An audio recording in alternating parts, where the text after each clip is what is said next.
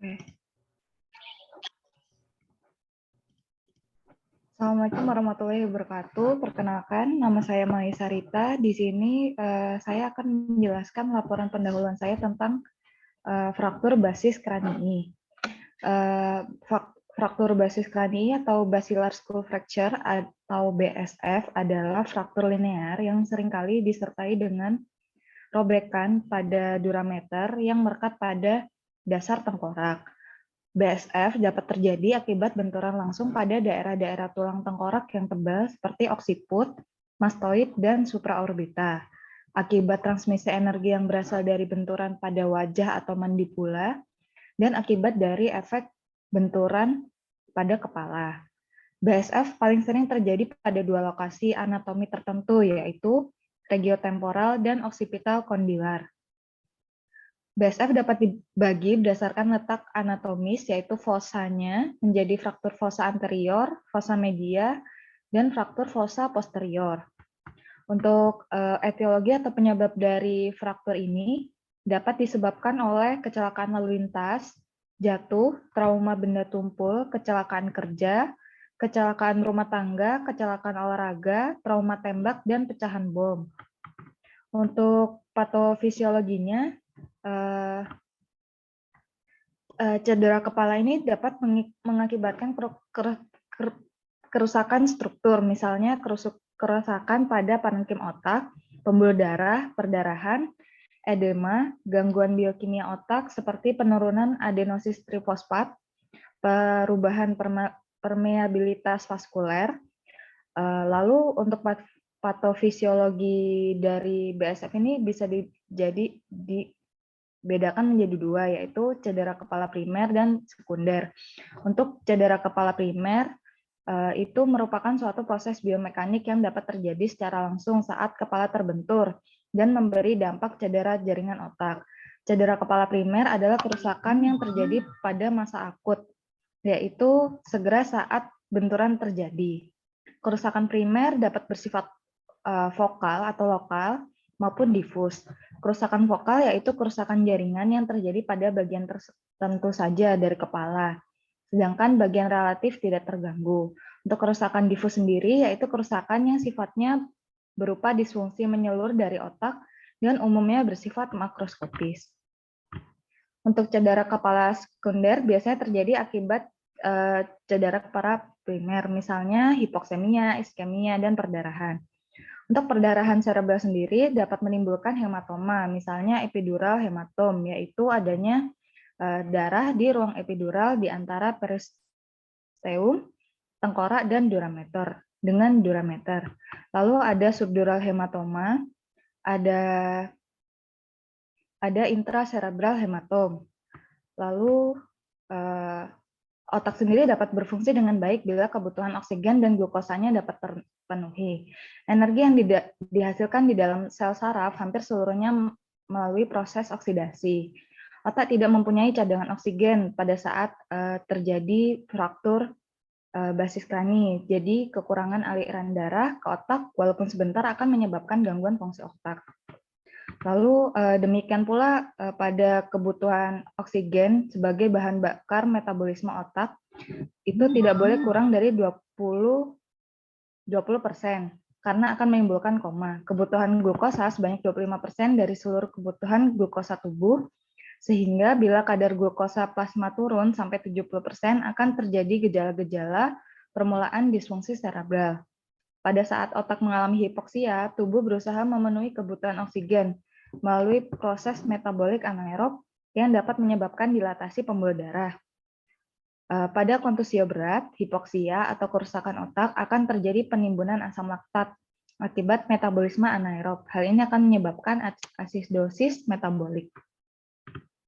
Lalu dalam keadaan normal cerebral blood flow adalah 50-60 mm per menit per 100 gram jaringan otak, yang merupakan 15% dari cardiac output atau curah jantung. Trauma kepala menyebabkan perubahan fungsi jantung, sekuncup aktivitas atipikal miokardial, perubahan tekanan vaskuler, dan udam paru.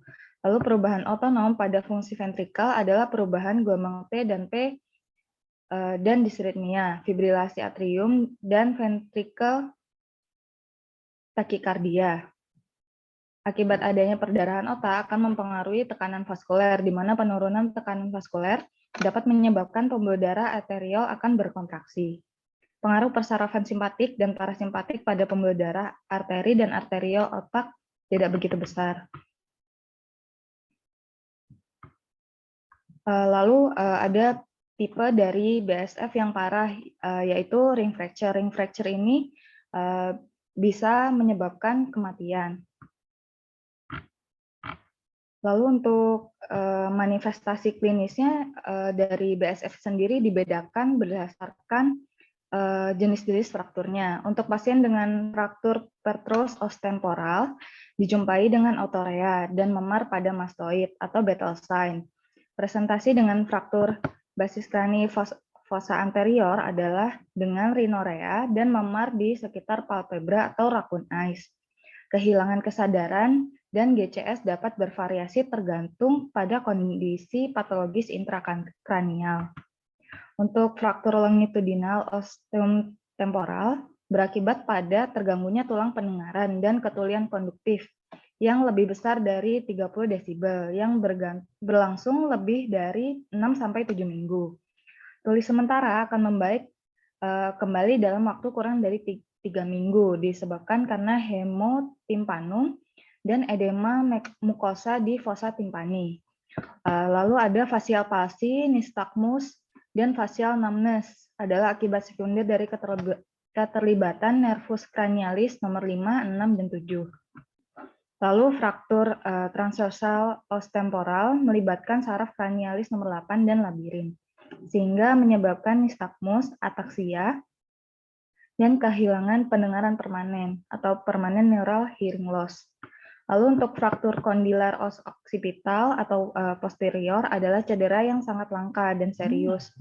Sebagian besar pasien dengan fraktur ini, terutama dengan tipe 3, berada dalam keadaan koma dan terkait cedera tulang belakang cervicalis. Lalu pasien ini juga memperlihatkan cedera lower cranial nerve dan hemiplegia atau quadriplegia.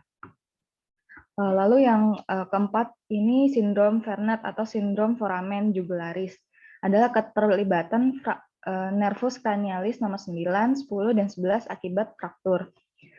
Pada kondisi ini, gejala yang ditunjukkan pasien adalah kesulitan fungsi fonasi dan aspirasi, serta adanya paralisis ipsilateral dari pita suara, palatum mole atau curtain sign, superior pharyngeal constrictor, sternocleidomastoid, dan trapezius.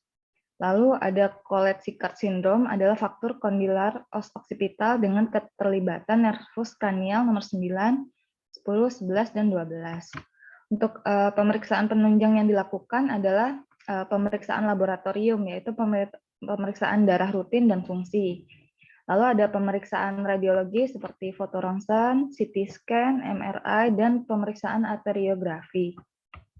Lalu untuk penata laksanaan medis yang dapat dilakukan untuk trauma kepala itu mempertahankan fungsi ABC atau airway, breathing, dan circulation, menilai status neurologi seperti disability dan exposure atau pajanan. Pada penurunan risiko iskemi cerebri dapat dibantu dengan pemberian oksigen dan glukosa, meskipun pada otak yang mengalami trauma relatif memerlukan oksigen dan glukosa yang lebih rendah. Lalu mengontrol kemungkinan terjadinya peningkatan tekanan intrakranial yang diakibatkan dari edema cerebri. Sekalipun tidak jarang memerlukan tindakan operasi, tapi usaha untuk menurunkan TIK dapat dilakukan dengan menurunkan PaCO2 melalui hiperventilasi yang menurunkan asidosis intracerebral dan meningkatkan metabolisme intracerebral. Lalu untuk penanganan penata laksanaan secara umum, seseorang yang terkena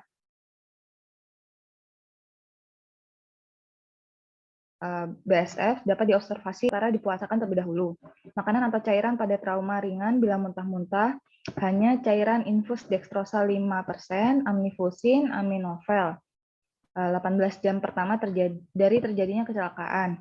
Lalu 2-3 hari kemudian diberikan makanan lunak. Berikan terapi intravena bila ada indikasi. Langsung ke WOC, sudah tadi WOC-nya? Oh ya, ini Bisa ganti orang nggak? Satu kelompok kan, sama kan? Atau sendiri-sendiri ngerjakannya? sendiri-sendiri. Oke, yang lain berarti, yang satunya. Langsung dibuka WOC-nya yang satunya. Oke, saya matikan ya. Izin share screen, Bu.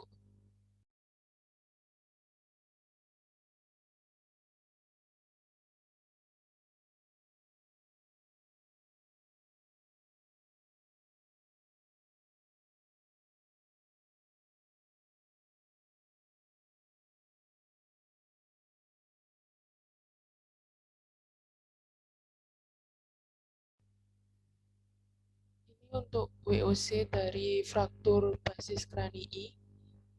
Yang pertama, disebabkan oleh kecelakaan lalu lintas, jatuh, luka tembak, kecelakaan lingkungan kerja, penyerangan, tertimpa benda, dan cedera pejalan kaki, sehingga menyebabkan trauma kepala. Lalu, trauma kepala ini menyebabkan robekan durameter atau lapisan pembungkus otak terluar, sehingga mengenai dasar tengkorak, dan terjadilah fraktur basis kranii.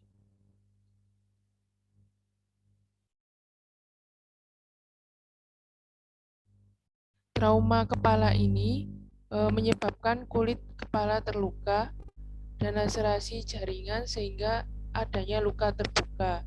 Muncullah MK risiko infeksi. Nah, luka terbuka ini merangsang reseptor nyeri sehingga pelepasan mediator nyeri. Lalu impuls nyeri menstimulus saraf sensori, jadilah nyeri kepala. Muncullah MK nyeri akut. Lalu fraktur basis krani ini sendiri dibagi menjadi 3 tadi. Yang ini ada fossa basis krani anterior, di mana menyebabkan cedera lamina fibrosa pada ethmoidealis, tulang frontal, dan sphenoid, yang menyebabkan robeknya meningeal sehingga terjadilah epistaksis. Epistaksis ini menyebabkan terjadinya rhinore atau keluarnya cairan dari hidung, sehingga muncul MK bersihan jalan nafas tidak efektif. Lalu fraktur basis krani ini juga menyebabkan cedera jaringan otak, sehingga terjadinya perdarahan intrakranial, melanjutkan hematoma pada cerebri, lalu terjadi odem pada cerebri yang menyebabkan TIK meningkat. Apabila TIK meningkat, maka terjadi iskemik cerebri. Apabila terjadi iskemik cerebri, maka terjadi hipoksia cerebri, suplai O2 dan darah ke otak menurun.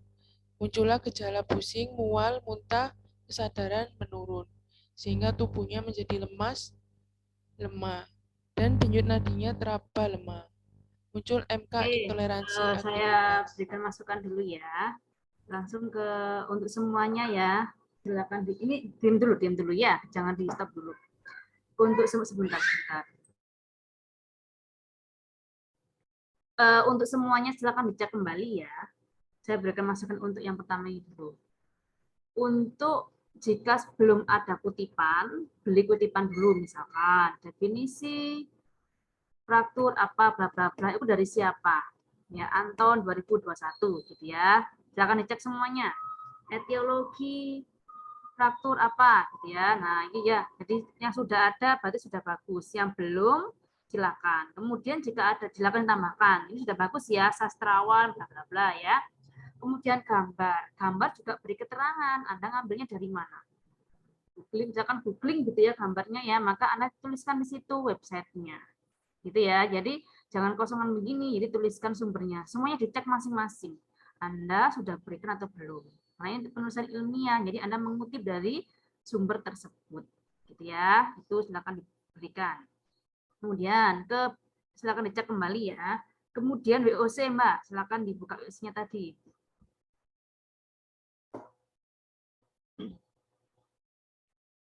Oke, stop dulu. Mulai etiologi ya. Jadi coba Anda lihat ya. Jadi etiologi itu bukan Anda mencari dari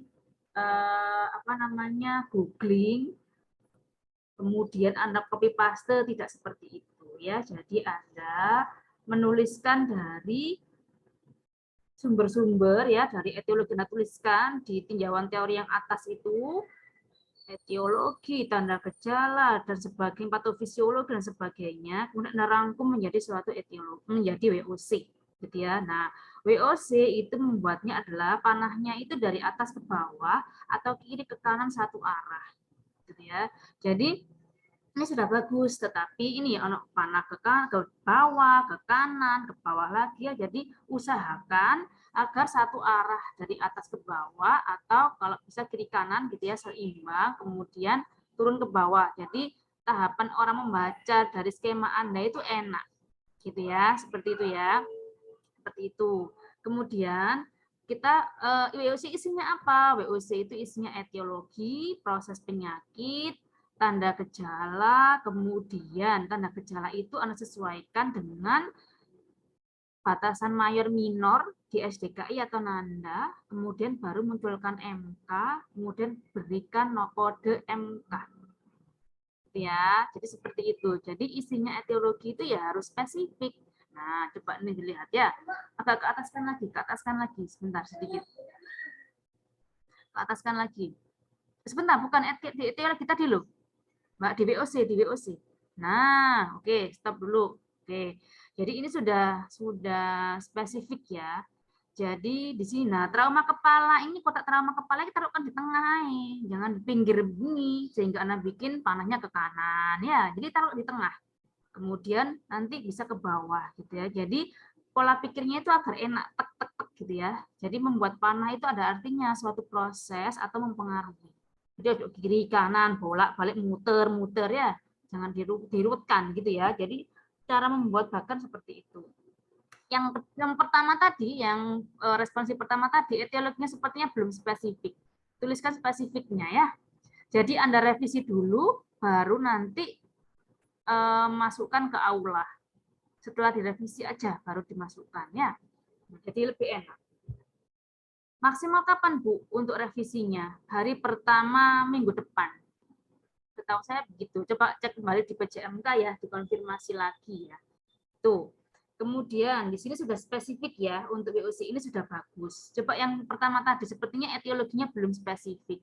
Loh Bu, kan sudah dituliskan di tinjauan teori depan Bu. Tunggu, WOC itu tadi rangkuman dari tinjauan teori, gitu ya. Nah, jadi Anda kenapa sih seorang perawat harus paham dengan WOC agar seorang perawat tahu bahwa masalah keperawatan yang diangkat oleh seorang perawat itu perjalanannya dari mana. Nah, Anda sudah paham WOC sudah enak. Jadi tidak perlu dihafal, susah kalau dihafal. Anda pahami, ya dibayangkan, kemudian dituliskan secara WOC. Udah gitu aja. Anda paham, tuliskan WOC bahwa WOC isinya etiologi, patofisiologis, tanda gejala. Dilihat juga tanda gejala itu disesuaikan dengan kriteria Mayer Miro Nanda SDKI, kemudian masalah keperawatan, kemudian nomor MK. Sudah.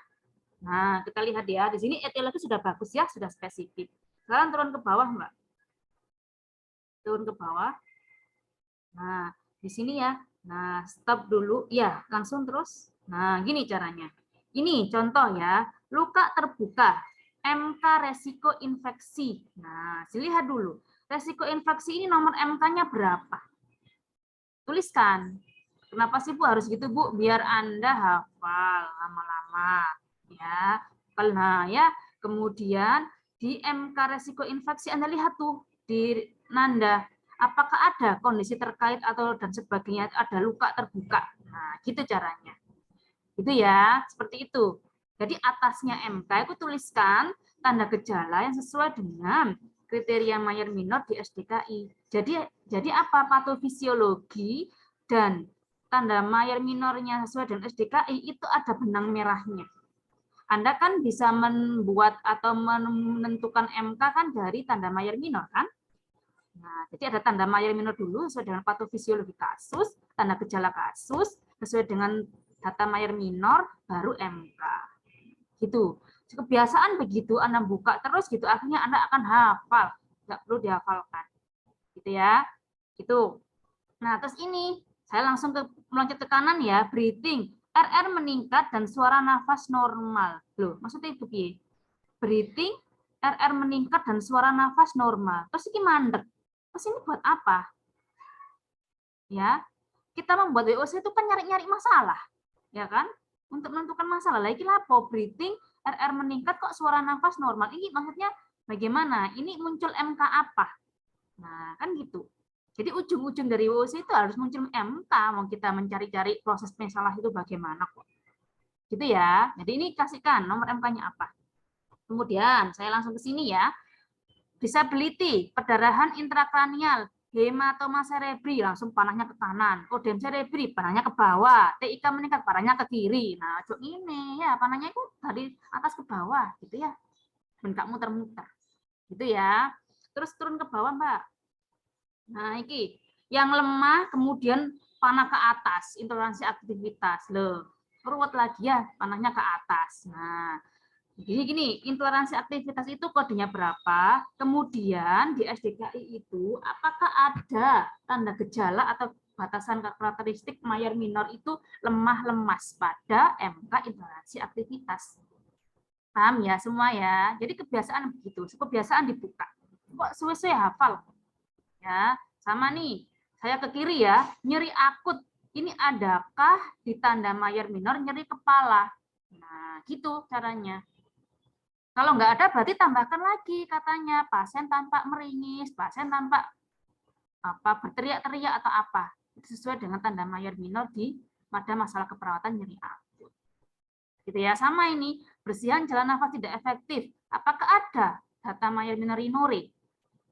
Gitu ya. Nah, seperti itu. Jika nggak ada, tambahkan apa yang nyambung kira-kira rasional dengan rinuri itu apa sesuai dengan tanda mayor minor di SDKI. Seperti itu caranya. Sehingga Anda sering buka, tahu kodenya, hafal lama-lama per masalah keperawatan. Nanti ketika mengerjakan kasus, Anda sudah hafal data apa untuk nyeri akut, data apa untuk yang lain, hafal di luar kepala. Gitu ya, caranya gitu ya. Oke, sekarang dilanjutkan untuk kasus yang kedua. Silakan. Satu orang mahasiswa tinjauan teorinya, satu orang UC-nya. Oke, silakan ditutup, Mbak.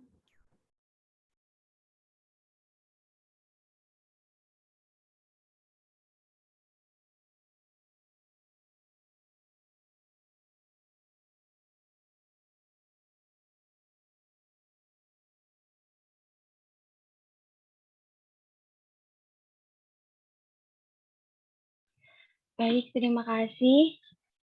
Saya Prusiti nanti akan menjelaskan tentang teori asuhan keperawatan pada klien dengan COP atau cedera otak berat.